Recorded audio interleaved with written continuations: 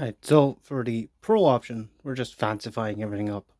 So rather than the half lap, which I've been using here, I'm going to do what's known as a bridle joint. It's basically the same general principle, only I have material rather than on one side, on two sides, and I'm cutting it out physically. So I'll have a matching point, which doubles the glue area. And then, rather than screwing the tops down, I'm going to use dovetails on the top slats. It's also scaled down a little bit compared to the basic version. So step one is machining, but I've shown this 100 times, so we'll go through it fast and throw a bit of music over it.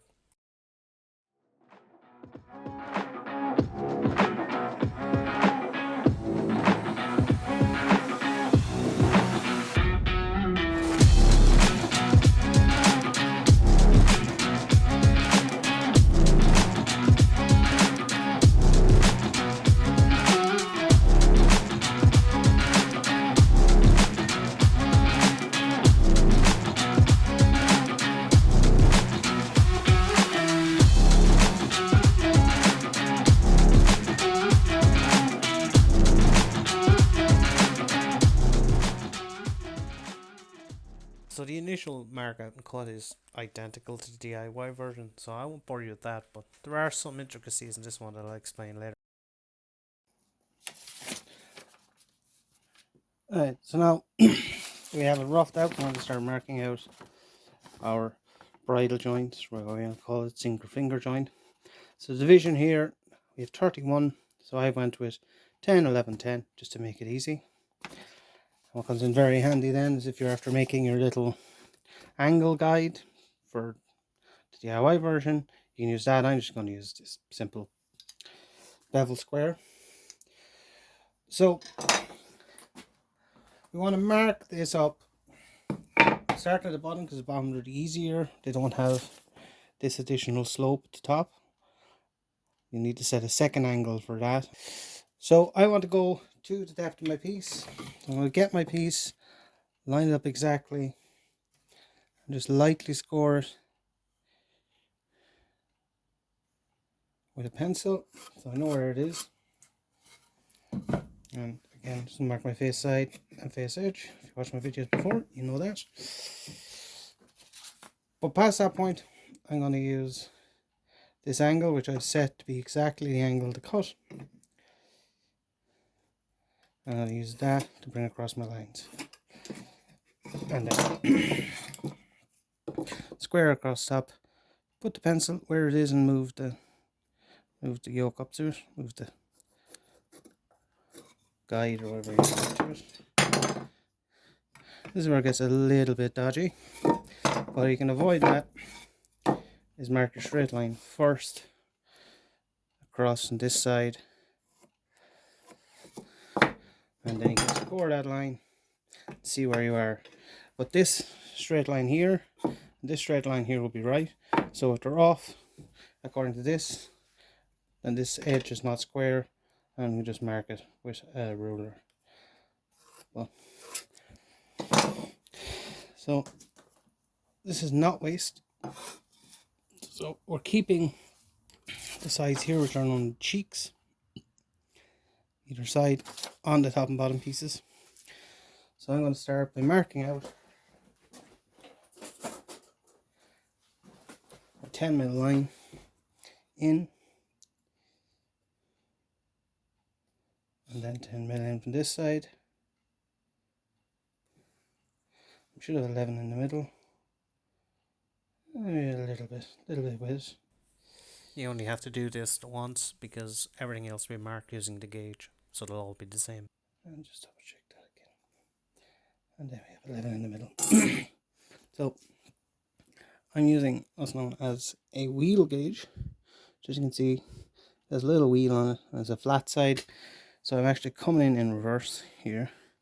So I'm going to come up to that, lock it in, and use my wheel gauge to score. Now, there are different types of gauges you can use. This one is very handy for this kind of work, because you have a nice straight line. And I won't change this at all when I'm doing this process.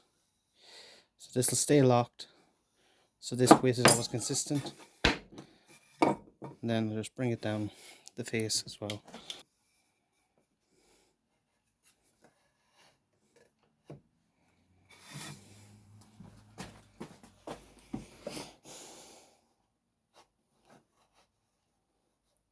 I like this. It's not, if you don't want to lean too hard, softly catch your monkey. The wheel should rotate and cut, so you just want to guide it down. When you have this done, you can obviously darken it with a pencil. Just a few passes, making sure you're staying square. Then you can go over to the far side and repeat the process.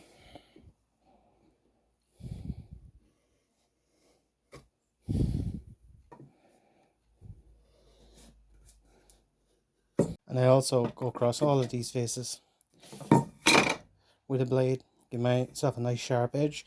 That's the advantage of the wheel gauge. It gives you this nice point like that, into which you can fit a chisel, get a nice tight fit.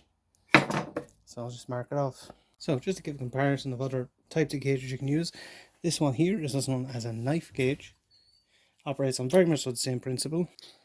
Only difference is there is a blade in this, which creates that nice sharp knife cut, and the blade goes in, little wedge that holds it, and that does the same thing. Then you can score along your line. Another option, this is a more traditional American gauge. It has brad points in it. It's the same principle. You set it to your size, you can score down. The disadvantage of this is because it's a brad point, you're going to get a V-shaped cut. Now this one also happens to be what's known as a mortise gauge, which means there's a movable brad point in it as well. So with this one, you'll be able to make both of these cuts. What you would do is you would set it up to be in both of those holes. So it's a lot easier when you're not trying to show it on camera, and that means that you can score down along, create both lines at the same time. But I have a preference for this. I like it, and of course you can always just do it with a ruler, but I'd always recommend getting some sort of a marking gauge, whether it's this type or this type. These are more accessible, or generally a lot cheaper, and obviously you can do 2 points at the same time, mark your tenons on it or mortises. But yeah, now to the marking montage. Actually, another tip here is to do what I'm doing here, which is put a piece of masking tape on it and mark the parts. This is a lot easier to get off than putting it on with pencil, and makes it a lot easier to see too.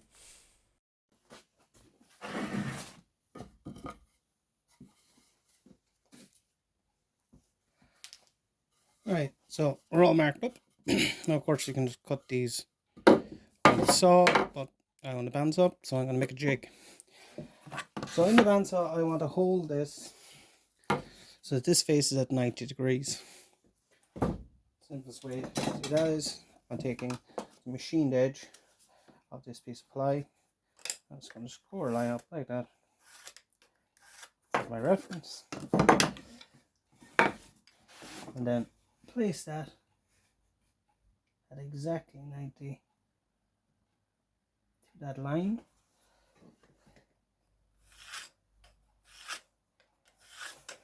And then all I need to do is put a piece here that'll hold it in place, and a little toggle clamp. So we'll just speed through that process.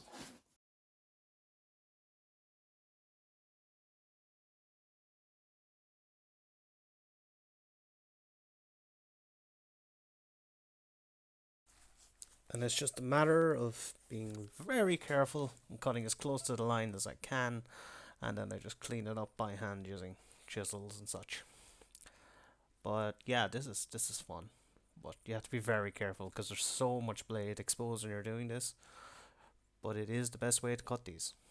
So once I have these cuts done, it's time to clear out my material.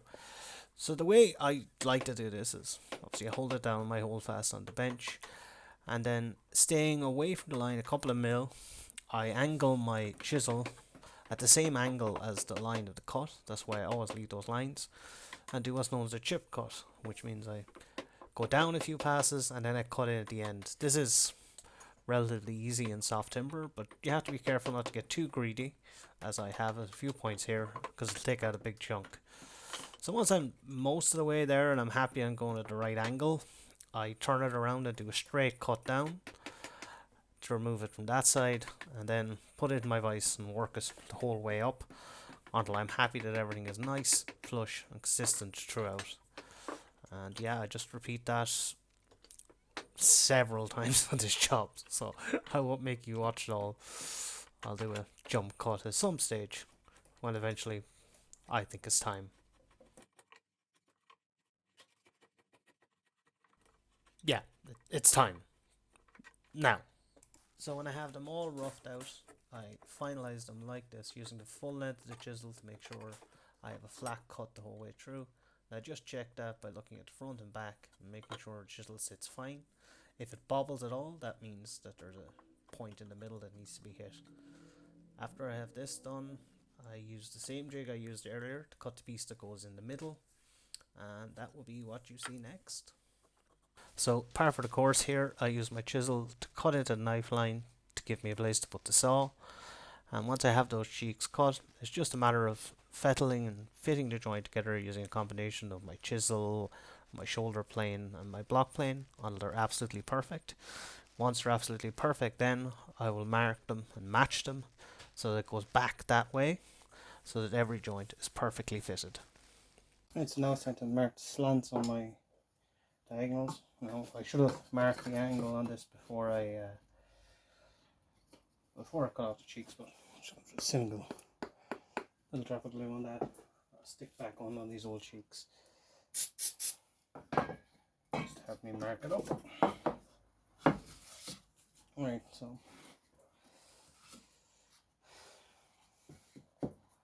I'll be marking one off the other, so it's not vital. I did the angles stay the same. So I've worked it out here in my drawing that at the top it's going to be 50 mil on the flat. So I'll just get my ruler. Mark down my 50 mil. Stupid bald head causing a focus pull. That straightens up in a second. So annoying. I'll mark that at 0. Again, I'll be copying this and I'll be basing the top angles of what I do here.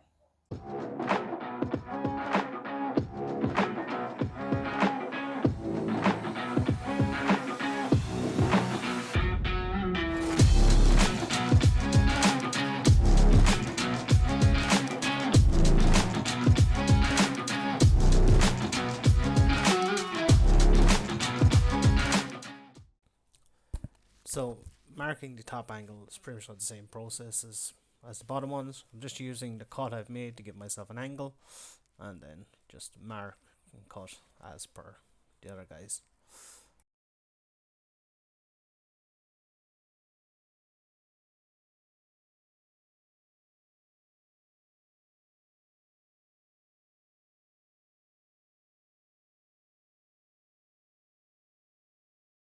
Okay, for the last step before we do our initial glue up is we're going to mark out for our mortise and tenon. So half 325 is 162.5.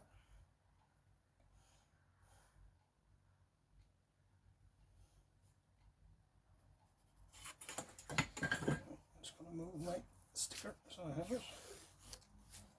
So 162.5, and I'm marking from the side I didn't cut. This is going to be my cross member. So when you're marking out a tenon, generally you're going to divide it into thirds. So third cheek, the third cheek, and then the third tenon. So this is 25 Again, I'll go to my super accurate calculator.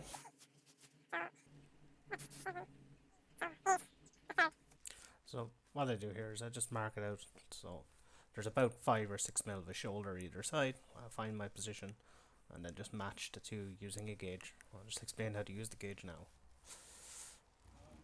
This is a little bit fiddly, but get it on your 2 points. Get it nice and lined up like that. Key them in and lock it, and I'll use that spacing then throughout all of these. And when you're using this mortise gauge at the start and end, you just want to dig in your points. It'll give you a definite stop. So, like the rest of them, easy does it. You don't want to fall into the grain and end up caught sideways.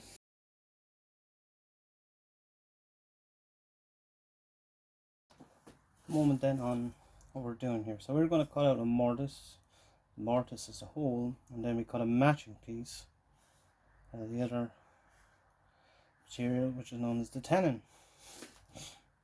And I'm going to do this as what's known as a wedged mortise and tenon. So we're going to cut this tenon that it'll fit in here relatively snugly. But what I'm also going to do, I'm going to cut some, this is very exaggerated, some saw grooves in the tenon, and then insert wedges into it when it's done. And also, as I cut these through, I'm going to make it slightly, again I'm exaggerating here, slightly wider on the outside face with my mortise than the inside. And I just as a pass of a chisel, so I don't bother marking it. And when these then are driven in, it causes the tenon to expand and lock in place. So rather than a straight side into a straight face, we end up with something like that, almost like an internal dovetail. That then stops this pulling out that way. So that's the logic behind using the wedged mortise and tenons. So there are several ways in which you can hog out a mortise and tenon. You can use what's known as a mortise chisel, and this is not a mortise chisel, it's a Japanese chisel. I'll see if editing Mike can find you a photograph of one. They're also known as a pig sticker, but they have a lot of material here which helps eat down through. Now you don't need a mortise chisel to do this, you can do it with a hand chisel, a regular bevel chisel, sorry. How you do it is you crisp up your sidelines with as wide a chisel as you can use, like that.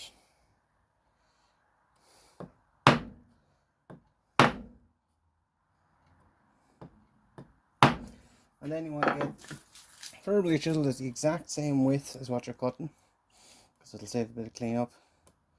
And you start back a little bit from your line, like that. And then you just keep chipping the materials away.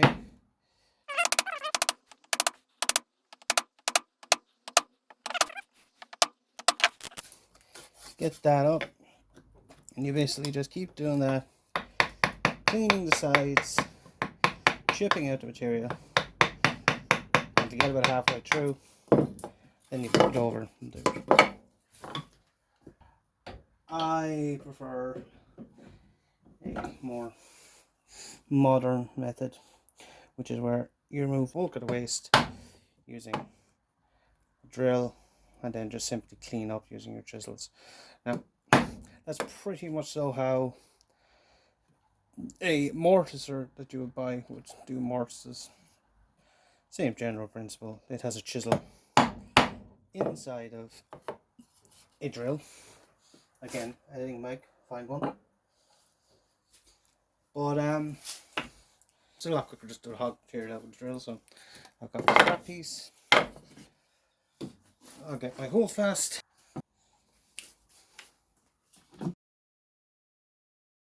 Same general idea applies with the drill bit. You want to get a drill bit that's just smaller than the mortise that you want to cut. Drill in from both sides, and then using those nice sharp knife lines we have, just going to complete the cut, make it nice and smooth, make sure it's the whole way through and that we don't blow out on any side. That's why it's important to come in from both sides here. You'll see I work it from both sides the whole way along, and then I just repeat that for the other one. And yeah, I cut the tenons the same way I cut the bridles earlier.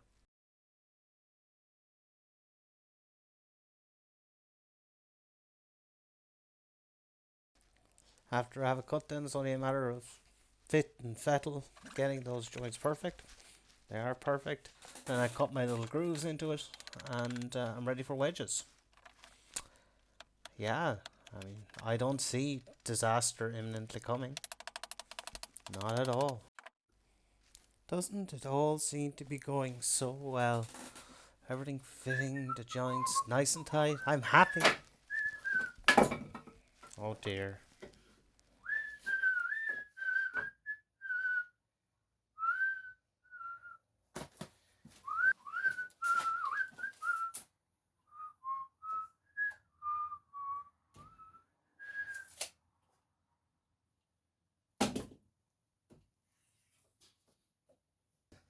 Pop quiz, hot shot.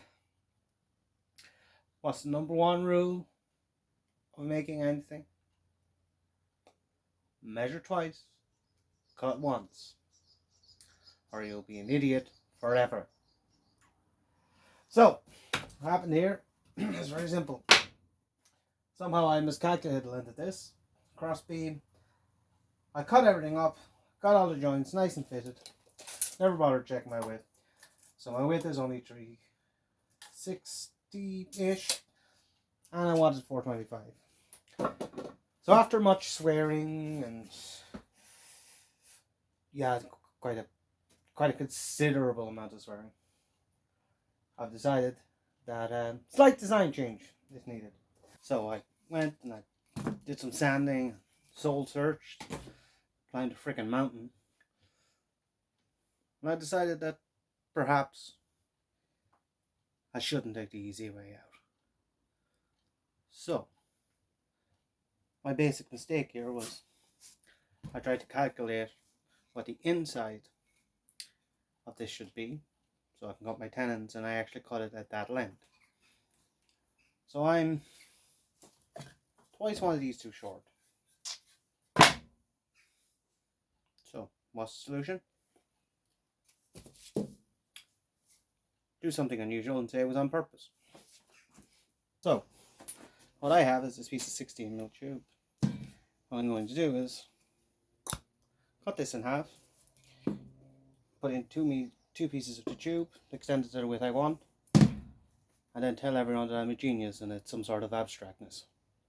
Let's do that.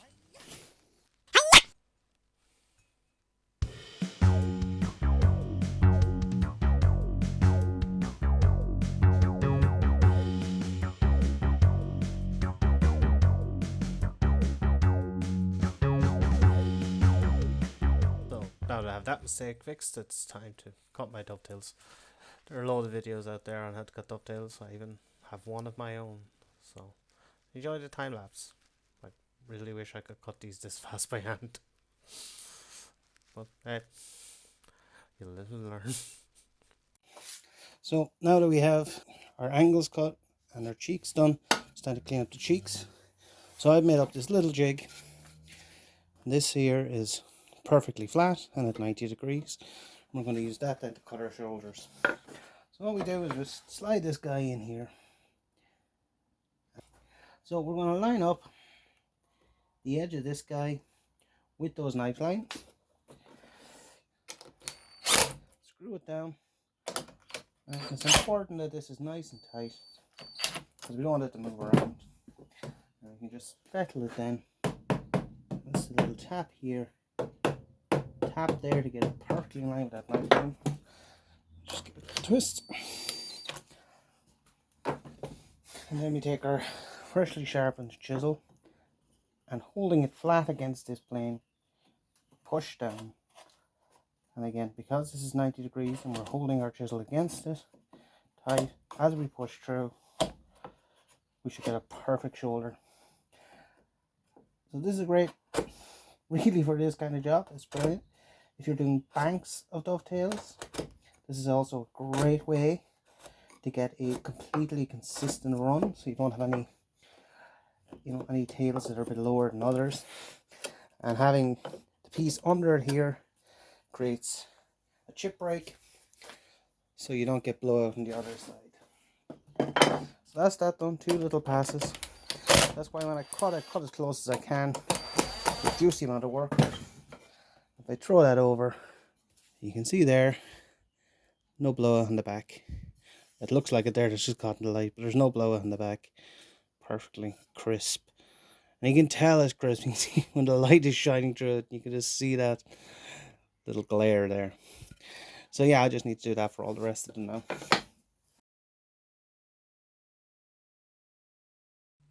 So all of this hand cutting takes time. So to do the matching cutouts in the top of the seat, I opted for magic. So there you go. Okay, so for putting this frame together, I'm going to do what's known as a draw bore mortise, or in this case, it's not a mortise, it's a bridle. So the basic idea is you drill a hole through the outsides of your mortise. In this case, I'm going to stop it. The hole is like that. And then you fit the joint as you wish it and mark the center of that hole. You then offset that by a few millimeters, drilling a hole in the other piece. This is obviously very exaggerated. So in the mortise, or in the joint, it looks like that. You have a stagger. And then we drive down a wedge, and at the end of the wedge, it's tapered, or not a wedge, sorry, a pin. And as this pin comes down, it engages here, pushes out this, tightening the joint, goes down here. That means you get a nice, tight, strong mechanical fixing. Pulls all your joints together. So yeah, I'm just going to proceed to do that. What live action Mike forgot to say was that to find that center is very simple. You just take the drill bit you're using, hammer it down into the hole, and that gives you the center. And I think I said a few millimeters by mistake. About a half a millimeter to a millimeter is all you really need for this. Anything else is a bit excessive, and I actually just use regular dowels for this because the bottoms of them are already sloped. So we're nearly there. The next step is the big glow up.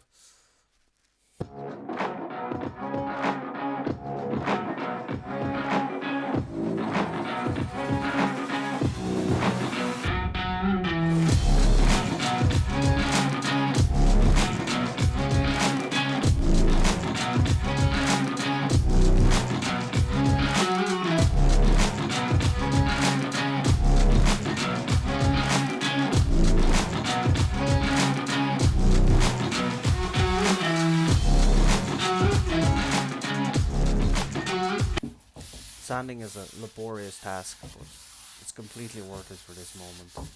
Just when you apply a finish and the grain just pops, it's just worth it every time. Pure magic. So that's it, folks. Same seat made with 2 different types of methodology. Overall, I'm pretty happy with how both of these came out, and they do work quite well as a pair because I scaled down the Pro version. The DIY version makes a great little table. It's also a great little seat. Do I have a preference? Probably the DIY version. It was a lot less hardship to make, but the Pro version is beautiful. So now let's do some glory shots and bloopers.